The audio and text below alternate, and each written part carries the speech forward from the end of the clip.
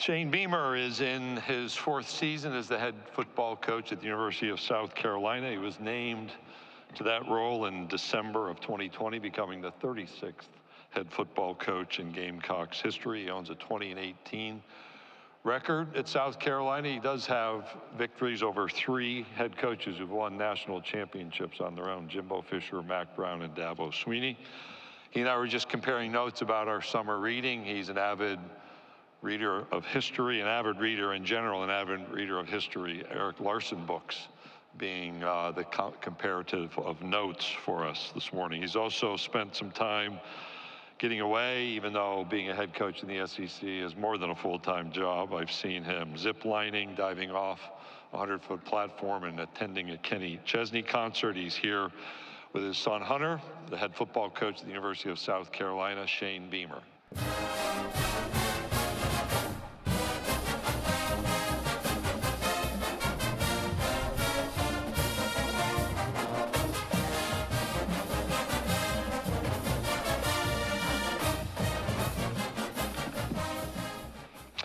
Thank you for that. It's great to be back here at SEC Media Days for my 4th year. Excited to be here on day 1 and kickstart the week without a doubt. Very grateful still for the position that I'm in as a head football coach in the Southeastern Conference, obviously the premier conference in all of America on the field. And then we see each and every spring in the NFL draft as well. It's a destination conference, and that players and coaches want to be in this league. I always look forward to going to Destin each and every May for our spring meetings and just seeing the magnitude of coaches, football, men's basketball, women's basketball that are in this league, and being able to pick their brains is something I always look forward to. So thankful, as I say every year, and we'll never stop. Thankful for Greg Sankey and his leadership, knowing him through the years from a distance, but then getting a chance to work with him here in the SEC since I got hired in December of 2020. My respect for him has only grown. We'll always be grateful for his leadership that allowed us to have a college football season in 2020.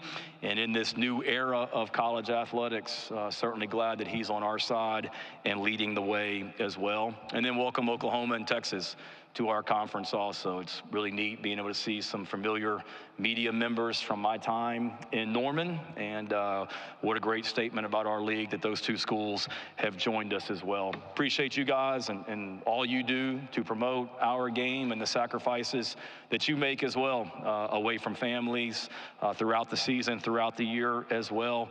And also a thanks to the SEC staff for putting this on. This is an awesome event, and I haven't been to other media days and other conferences, but I can't imagine it's as well run as this one, and there's so many parts that go into putting this event on, and it's a lot of fun as well. I was literally just upstairs on a bull about 20 minutes ago, and here I am on national television now 20 minutes later talking to you guys also as well. And then before I got started on anything else, certainly just wanted to send my thoughts and prayers to Lane Kiffin and his family on the passing of his dad, Monty, being the son of a coach as well.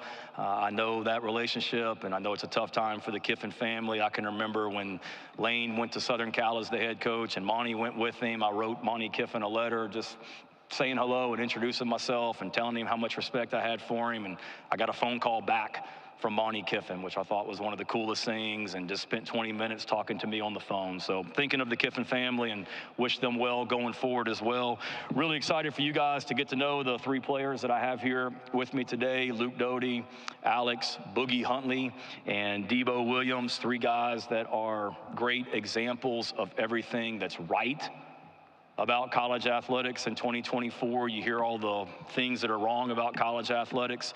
Those guys are what's right about college athletics and what our program is about as well, which is why I brought them here today. All 3 guys have been a part of college football since 2020. Luke and Boogie are 2 guys that have been a part of the South Carolina program since 2020 and are invested in being Gamecocks. They're guys that have had opportunities to leave, either to transfer to other schools or go to the NFL, and all of them have stayed Most importantly, all three of them are graduates of the University of South Carolina. Luke Doty is a South Carolina native, extremely unselfish, has started games at quarterback, has started games at wide receiver. He's a key special teams player for us as well. Loves the state of South Carolina, and as I mentioned, has already graduated, and he has been on the SEC academic honor roll every year in college. Alex Boogie Huntley, another one from the state of South Carolina, somebody when I was coaching at Oklahoma, we tried to recruit to Norman. Fortunately for us, now at South Carolina, we didn't get him. He's with us. Key player on our defense and has been a really key player for us on special teams also. He also has been on the SEC academic honor roll every year in college. And a returning captain. So we vote on captains at the end of the season at our place. We don't elect permanent captains before the season. We vote on captains at the end of the season. And Boogie was elected a permanent captain by his teammates last season as well, along with Debo Williams. Debo was one of the first people that we recruited when I was hired as the head football coach at South Carolina in 2020. That was in the height of COVID. There wasn't much of a recruiting class at that point. I think there were 11 or 12 guys that were committed that ultimately signed with our program that year, because signing day was about a week after I got hired. So we immediately tried to hit the portal, and Debo was somebody that we connected with. He was at Delaware, transferred down. I remember his very first day in Columbia. He didn't have to be at the facility and in the weight room until 8 a.m., and I walked in the weight room that morning at 6 a.m., and he was in there already by himself just working to get ahead, and he has not slowed down since that day. Last season, 113 tackles, the most by a Gamecock since 2002. Led the SEC last year with 67 solo tackles. He also is a returning captain. But in addition to that, he's voted on by his teammates, our returning winner for defensive MVP, and also a first-team All-SEC linebacker as well. You look at our team right now offensively, obviously a lot of new faces. We've got to replace a lot of production, losing Spencer Rattler, our quarterback, and Xavier Leggett at wide receiver as well. New freshmen and transfers that have come in that will make us better, along with 4 new coaches. Mike Furry at wide receiver, Sean Elliott, our tight ends coach and run game coordinator, Marquell Blackwell, our running backs coach, and then Mike Shula, who we've brought in as a senior analyst and works closely with our quarterbacks as well. I see a lot of eyes that just popped up that don't cover South Carolina regularly that heard that Mike Shula's on our staff. So Mike's made us better along with all of those guys. We did some good things last year on offense. There's no question we have to run the ball better and protect the quarterback better than what we did last season as well. We started 3 true freshmen on our offense last year. 2 on the offensive line. Went through some struggles because of it, but we will be better for it going forward as well. We're young, we're talented, we're hungry as an offense, and the key is going to be how quickly we can come together. We've brought in a lot of production from the transfer portal that will help us do that. Defensively, it's year 4 in this system under Clayton White, our defensive coordinator as well. We've got to continue to grow. We played good defense down the stretch last season. We have to continue to do that as a defense, and we have to continue to be opportunistic on defense as well. We have led the SEC in takeaways since 2021. Being opportunistic, forcing turnovers, we've got to continue to do that and continue to grow from last season as well. No doubt in my mind we will. We're better, we have more talent, we have more depth, and we have more athleticism on all 3 levels of our defense than what we did last season. I mentioned a minute ago that Debo Williams was our winner last year to be our defensive MVP, as voted on by his teammates. Well, the top 6 vote getters for defensive MVP off of our team last year are all back. So we've got a core group of guys that are returning that have played some really good defense for us and a talented group. And then special teams, we have to replace our special teams coordinator, Pete Lembo. Happy for him getting the head coaching job at Buffalo. Brought in an NFL veteran to be a Grand Slam hire in Joe DeCamillis, a guy that has tons of experience in the NFL. Had been a special teams coordinator in the NFL since 1991, coached in 4 Super Bowls, was at the University of Texas last year with Coach Sarkisian, got exposed to the college game, realized that he loved college athletics, had opportunities to go back to the NFL. When we hired him, he had 2 offers on the table to go be a special teams coordinator in the NFL, turned those down to come to Columbia. So he's made us better, being able to return our punter, Kai Kroger, who was with me last year at this event as well, along with our long snapper, Hunter Rogers will help us, and then excited about the prospects we have at place kicker and the return game also. No matter who's the coordinator, though, obviously that's my background, special teams in so many ways. We'll have to continue to be aggressive and opportunistic on special teams as well. We've led the SEC in block kicks since 2021. Have got to continue to do that as well. Really proud of what our guys are doing academically. If you look at our GPAs by semester, 4 of the 8 highest GPAs in the history of the South Carolina football program have happened in the last 2 years. So our guys are doing great things off the field. 90% graduation success rate in the league, which is 3rd, I believe. We've got 28 players when we kick off against Old Dominion on August 31st that will play that game as graduates from the University of South Carolina. 28, and then last semester we had 7 guys that made a 4.0 GPA, 26 players on the dean's list as well. Excited about what's going on in recruiting right now. Obviously, we've got a lot of really good young talent on our football team. The 2023 signing class was the highest ranked class in over 10 years at South Carolina. And if you look at the last 2 recruiting classes, 23 and 24, ranking-wise, it's the best 2-year ranking, best ranking over a 2-year span since 2012 and 13. It's a great place to recruit to. Great academics, an amazing city, the capital of South Carolina, an amazing state, an unbelievable fan base. That we were sitting there at 2-6 last year after 8 games, came home for 4 straight home games and sold out all 4 of them. Not many teams, I think, are going to do that when we didn't have the season, or the season wasn't going the way we wanted last season, to sell out the last 4 home games. It's a testament to our fan base and how awesome they are. Our long football operations facility that's the best in America, in my mind. Upcoming stadium improvements as well. Our staff and administration, led by our president, Michael Amaritas, our chairman of the board, Thad Westbrook, and our athletics director, Ray Tanner. And then we've seen there's an expectation to win championships at the University of South Carolina, led by Dawn Staley and what Coach Staley and her team have done in women's basketball, winning the national championship this year as well, what Coach Tanner did in baseball, and what many other sports have done as well. And in closing, I know I get every year there's ranked on the opening statements. I think 2 years in a row I've had the longest, so I'm trying not to be that guy this year. But in closing, I'll say this: I really, really, really like our football team going into 2024. Most of you don't. That's okay. When you guys do your picks on Thursday, we'll be picked 14th, 15th, or 16th, I'm sure. But I'm excited about this group. We've got a lot of really good young talent on this football team with veteran leadership. We have over 20 players on our team that are going into their 5th season or more of college football. We talk about leadership. I mentioned we vote for captain. Of the top 12 vote getters on the 23 football team to be a permanent captain, which to me there's no greater honor as an athlete to be voted a permanent captain by your teammate.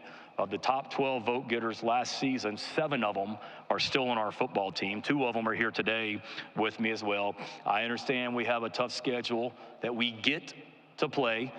When I look around the schedules in this conference, everybody's got a brutal schedule. That's called competition. That's called playing in the toughest conference in America as well. So if you don't want to play those schedules, then you're in the wrong league, because that's what the SEC is. Our culture is strong. It's great hearing from other players when they transfer in from other schools, when they talk about our football program, when they get here as a transfer as well. And then I realize that the climb isn't always smooth, and I wish it was like this straight to the top. There's going to be bumps in the road, and our players hear me say it all the time. You can't have you can't have growth without some discomfort.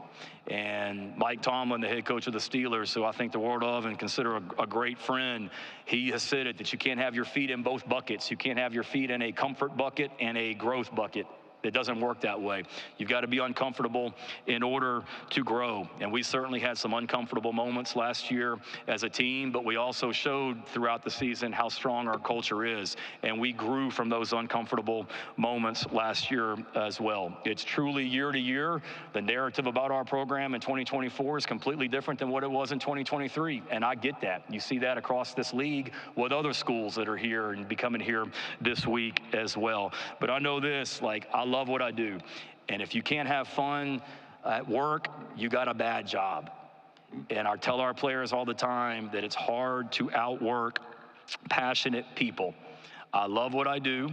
I'm passionate about coaching football, and more importantly, I'm passionate about coaching the University of South Carolina football team as well. The job has changed. There's no question it's different and more demanding than what it was in 2020 when I got hired. But one thing that hasn't changed is how much I love coaching and coaching the South Carolina Gamecocks as well. We have a championship mindset at the University of South Carolina. Make no mistake about it. There's no ceiling at the University of South Carolina as well. Our expectations at South Carolina are to compete for a spot in that 12-team playoff year in, year out. We have players that stayed in this program. They could have gone to other schools. They didn't stay here to be average and go 6-6. We have players that have transferred in from other SEC programs and Power 5 programs. They didn't come here to be average. We have coaches that have come in from other teams that did not come here to be average. We have coaches that stayed, that turned down opportunities to go to the NFL and other Power 5 and SEC programs. They did not stay here to be average. The expectation at our place is to compete for championships and be in the mix for that 12-team playoff. That's what we're working towards each and every day. We got a great group of guys that are doing that back in Columbia right now. Couldn't be more excited about kicking things off on August 31st. You win with people, and you win with great people. And we got a great group of people in our program, and can't wait to get started with them on the first week of August as well. We're just getting started as a program. I truly believe that, and excited for the year. So with that, any questions? Thank you, Coach Beamer. If you have a question, please raise your hand. We'll get a microphone to you. Grant, Dylan, and Dinah have the microphone. And again, if you'll please give your name and affiliation before your question. Coach will go over here to my far left on the aisle, just to our left.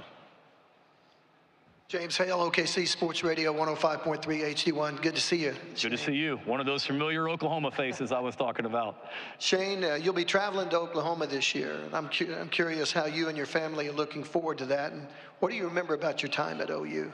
Yeah, for me, it's a work trip. My kids are disappointed that it's an early kickoff because they were expecting, hoping to have a full Friday and a full Saturday of seeing all the things that people and places back in Norman. I had a great time there.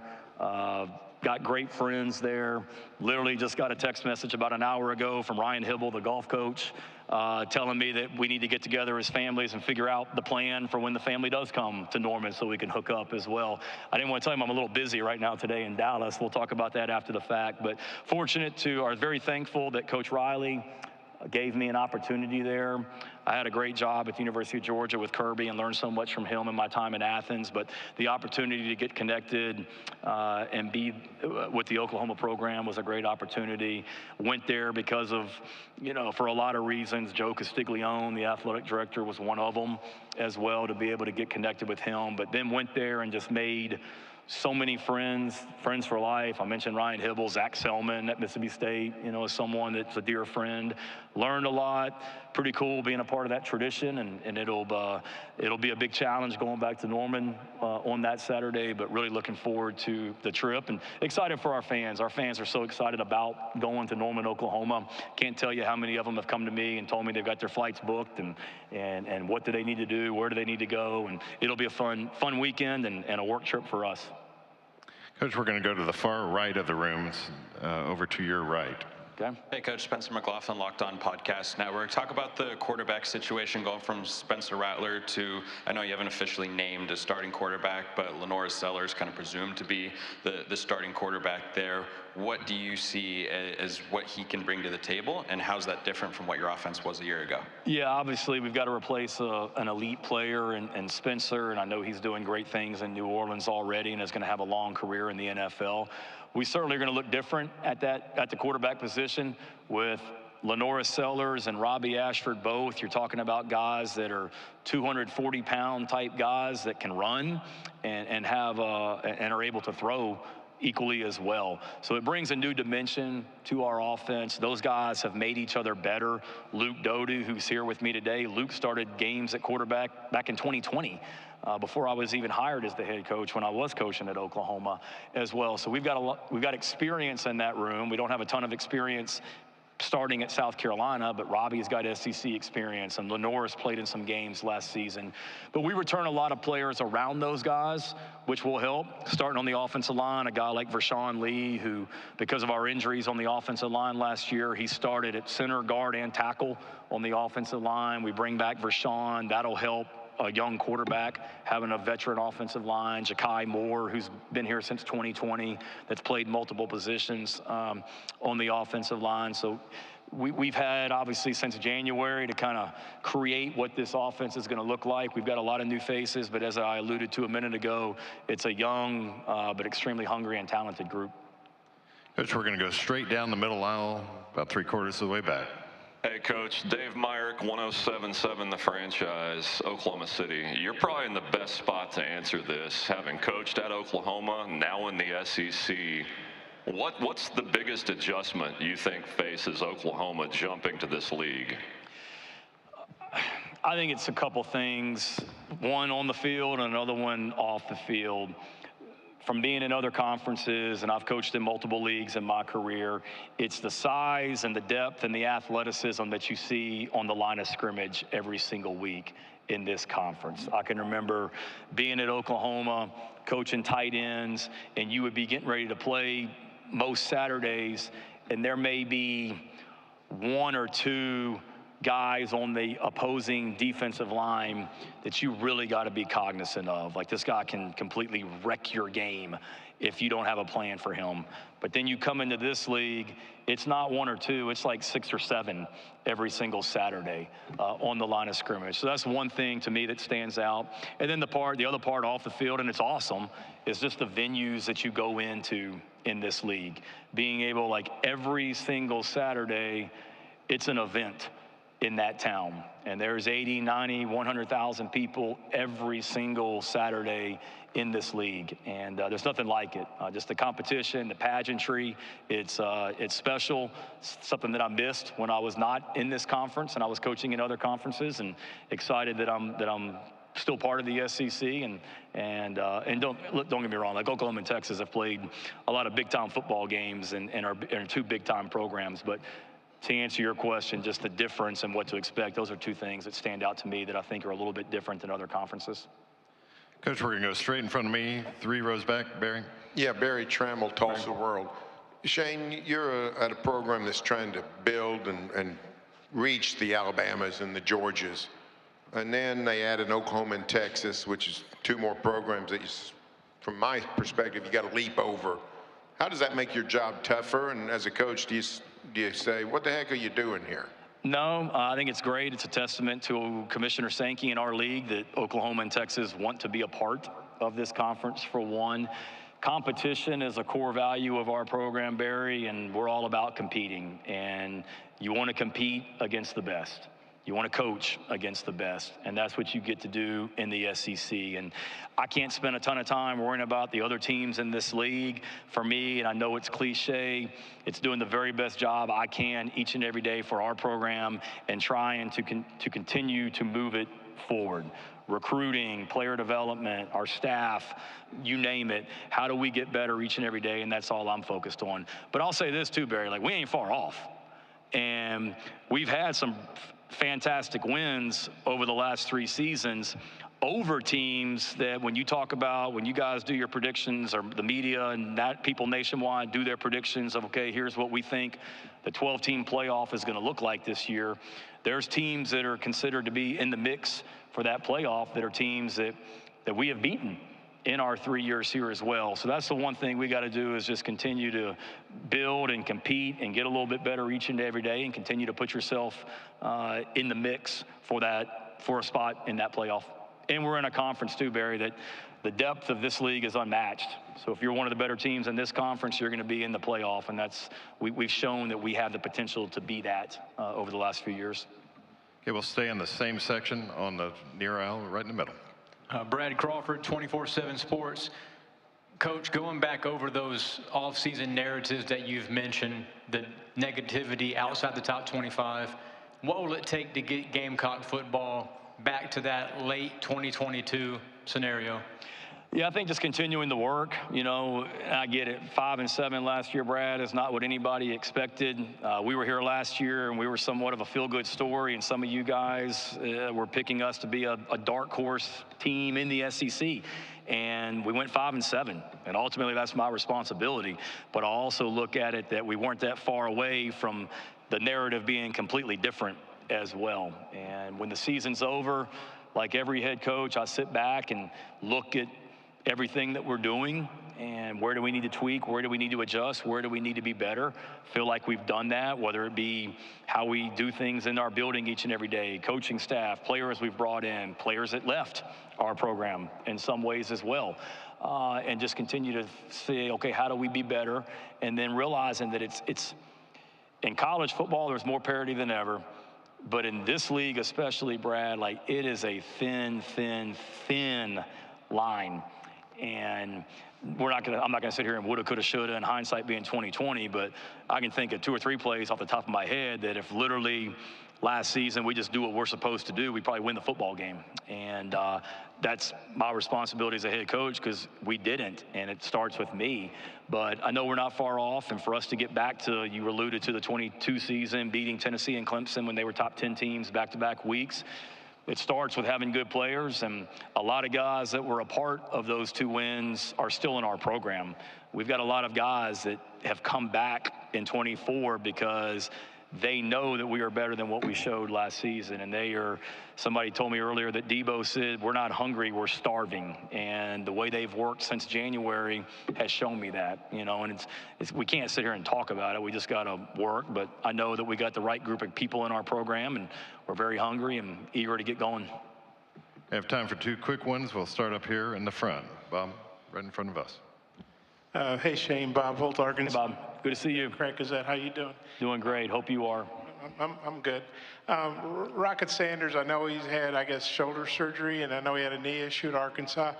Could you give us an update on him, and what are your expectations for him this season? Yeah, one of our strength coaches the other day, they said that what we've done with Rocket, or what Rocket's been doing since January, is rocket science as well. I thought that was funnier than I think you guys did as well. But Rocket has come in, you talk about hungry and starving, Rocket's very hungry to get back to the Rocket Sanders of 22. And I think a lot of people have forgotten how talented a running back Rocket Sanders is and the season that he had in 2022. There's no doubt in the 2022 season, the 2 best running backs in this league were Judkins at Ole Miss at the time, I believe, and Rocket Sanders. And he will make our run game better along with the other running backs that we've brought in. But he's done a great job, Bob. He came in January. He had to get healthy. He's worked really, really hard to get healthy since then. It's been a process with our strength and conditioning staff and our training staff. He's shaved 6% of body fat off of his body since February. He's lost a considerable amount of weight. He stayed in Columbia the whole month of May when most of the team had left outside of our offensive line. Our offensive line stayed in May voluntarily. Rocket stayed up there on his own so he could be in ideal shape when our players came back in June, the rest of the team as well. So he's done a great job. I think he's at 228 pounds as of 2 days ago, if I'm not mistaken, and is having a really, really good summer. He's worked closely with, I mentioned our strength coaches, but Jameel Walker, who was his strength coach at Arkansas, Chip Morton, who is a longtime NFL veteran, one of our associate strength coaches, Luke Day, our head strength coach, our training staff, nutrition staff, Rocket. Everyone's had a hand in it, and appreciate our administration giving us the resources that we need to help not just Rocket, but all of our players be their very best each and every season. Coach, we'll go over to our right for one final question. Over stage right. Yeah, Coach, Brooks Austin with Dogs Daily. I believe for the first time in the 2024 recruiting class, since perhaps your first, you took more transfers than high school kids. I'm curious if that makes any statement or provides any message about your roster, if any at all. No, I don't think so. We always want to start with high school recruiting first and foremost. We'll never deviate from that. We had a really good year in my mind from a high school recruiting standpoint. The great thing that will help us this year, as I mentioned last season, we started 5 true freshmen. Well, 3 of those guys didn't even get to Columbia until the summertime, whereas every signee in our recruiting class this past year, all but 3 went through spring practice with us, so that'll help our youth as well. I love the recruiting class that we put together. Maybe number-wise, it wasn't very big, but like I alluded to a minute ago, the last 2 years have been the best 2-year span of recruiting rankings, if you will. The highest ranked recruiting classes in the last 2 years since 2012 as well. And we went head-to-head against some of the best teams in the country and won battles to get guys to South Carolina. You look all across the battles that we won. It was a smaller class, maybe number-wise, and to answer your question about relying on the portal, to me, it's just really where we were. Receiver-wise, we lost a first-round draft pick in Xavier Legette. We had to replace him. We're very young. We needed to get some production, some experience in there. We did that. If you look at our defense last year, defensive line, our top 4 tackles all returned. TJ Sanders, Boogie Huntley, Nick Barrett and Tonka Hemingway, but they got worn down last year because we didn't have a lot of depth. We brought in some transfers that have played in the SEC that will help us be better there. Same thing at linebacker. We basically had a 3-man rotation at linebacker last year. We've added some freshmen that will play for us this year, but we've also added some transfers that have come in from Power 5 schools that'll help us. So really, to answer your question, it's really for us just getting more depth at every position and getting some experience as well at every position. And I like it when you talk about the young talent with the freshmen we brought in, and then you combine it with the experience from the portal that we brought in. It's a really fun group that has done a great job of laying a foundation for not just this year, but for the future as well.